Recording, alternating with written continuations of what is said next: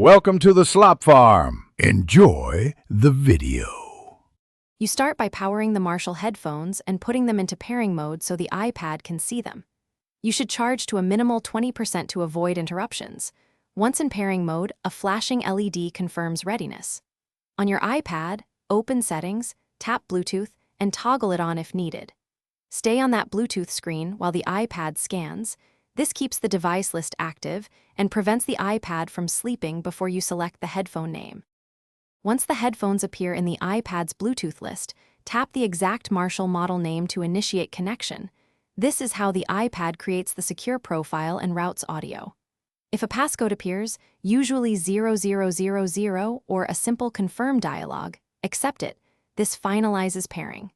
After connected, swipe to Control Center to verify output and adjust volume.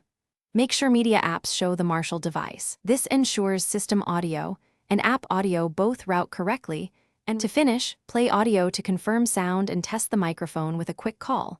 This verifies both playback and input channels. If you want improved performance, open the Marshall app or Bluetooth settings to check firmware updates and EQ presets. Updates fix bugs and optimize battery life. If pairing fails, reset the headphones per Marshall instructions, then on the iPad tap Forget this device and retry pairing. That clears stale profiles.